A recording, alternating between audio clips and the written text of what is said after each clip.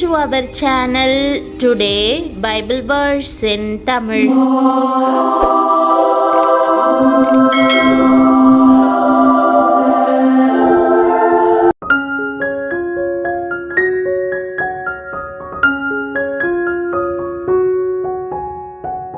இன்றைய வசனம் சங்கீதம் 103.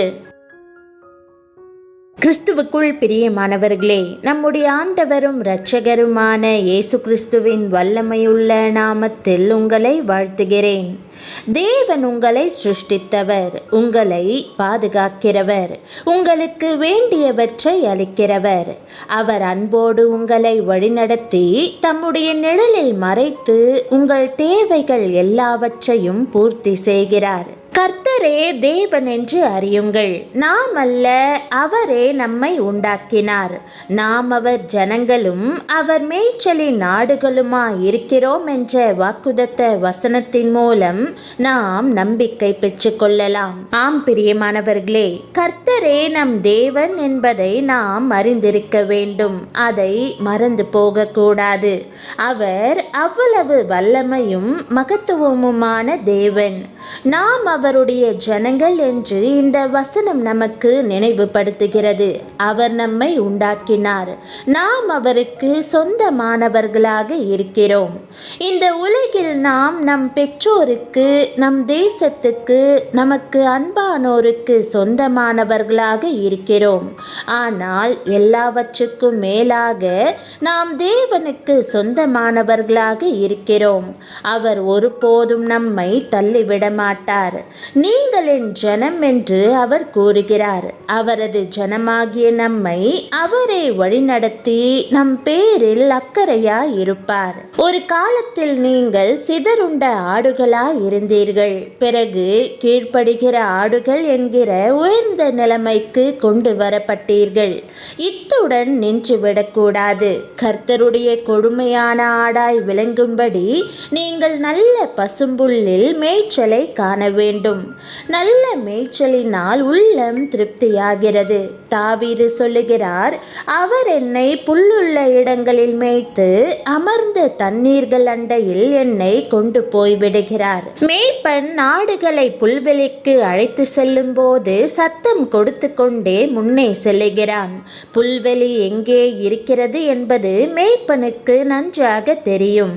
மேய்ப்பன் காட்டும் வழியில் சென்று புல்வெளிகளை காணும்போது இளம் குட்டிகள் மகிழ்ந்து துள்ளி ஓடி வரும். புல் என்பது கர்த்தருடைய வசனத்தையும் உபதேசத்தையும் குறிக்கிறது. மனுஷன் அப்பத்தினாலே மாத்திரமல்ல, தேவனுடைய வாயிலிருந்து வருகிற ஒவ்வொரு வார்த்தையினாலும் பிழைப்பான் என்ற வாக்கின்படி திருவசனமாகிய ஆகாரத்தினால் கர்த்தர் உங்களை திருப்தியாக்குவார். மழையானது இளம் பயிரின் மேல் பொழிவது போல என் உபதேசம் பொழியும். பனித்துளிகள் புல்லின் மேல் இறங்குவது போல என் வசனம் இறங்கும். தெனாலிராமனின் கதையை கேள்விப்பட்டிருக்கிறீர்களா? ஒரு முறை ராஜா ஏராளமான பொற்காசுகளை அவனிடம் கொடுத்து அரேபிய குதிரை ஒன்றை வளர்க்கும்படி சொன்னார். ஆனால் தெனாலிராமனோ அந்த அரேபிய குதிரையை ஒரு இருண்ட அறைக்குள் அடைத்து வைத்து வெறும் சருகுகளையும் காய்ந்த வைக்கோலையுமே உணவாக போட்டு வந்தான். பசும்புல் இல்லாததினால் அந்த குதிரை எலும்பும் தோலுமாக அந்த இருட்டு அறையில் வாழ்ந்து வந்தது. இதை குறித்து ராஜாவினிடத்தில் சிலர் புகார் சொன்னதினால் தனது மந்திரியை அனுப்பி வைத்தார். அந்த குதிரையை பார்க்கும்படி மந்திரி அந்த இருட்டு அறைக்குள் தலையை நீட்டின போது அவருடைய தாடியை புல் என்று நினைத்து குதிரை இழுத்ததாம்.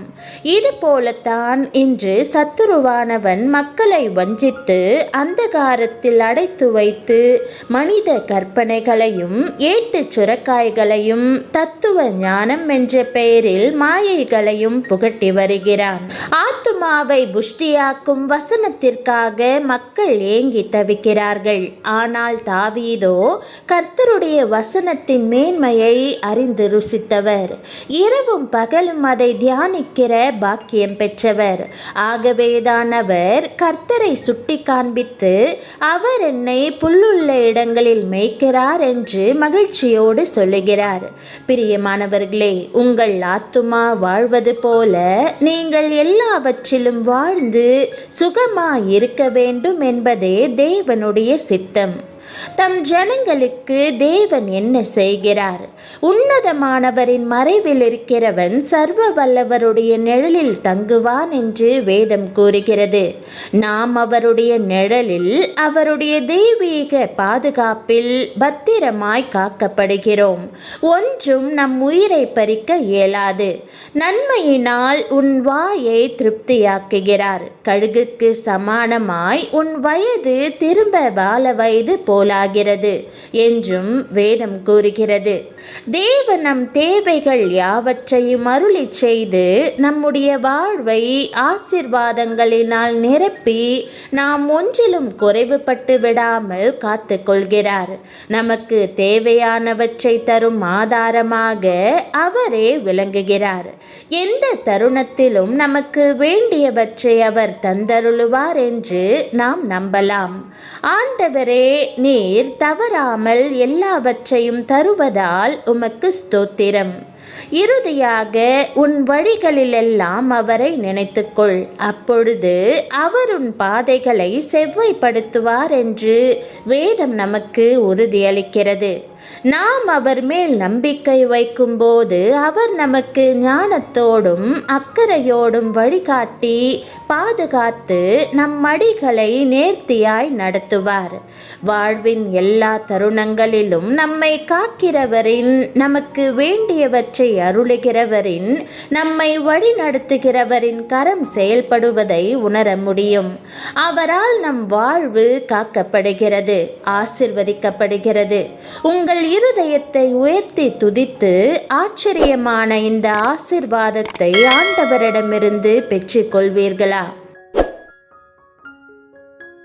ஜெபம். அன்பின் ஆண்டவரே, என் சிருஷ்டிகராகவும் என் தேவனாகவும் என்னை உருவாக்கியவராகவும் என்னை சொந்தம் கொண்டாடுகிறவராகவும் நீர் இருக்கிறபடியால் உம்மை துதிக்கிறேன்.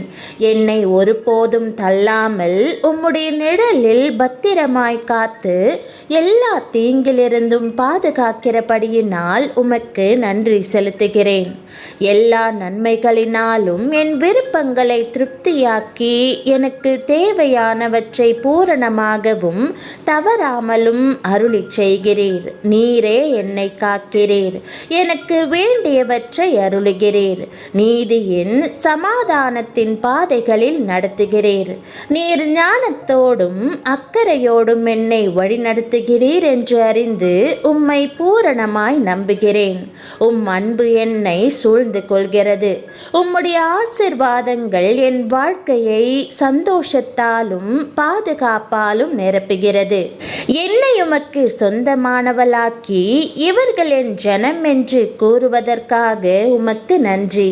உம் வாக்குதத்தங்கள் மேல் எப்போதும் திட நம்பிக்கையாயிருந்து உம்முடைய கிருபையில் நான் மகிழ உதவி செய்ய வேண்டும் என்று இயேசுவின் நாமத்தில் ஜெபிக்கிறேன் நல்ல பிதாவே, ஆமேன்.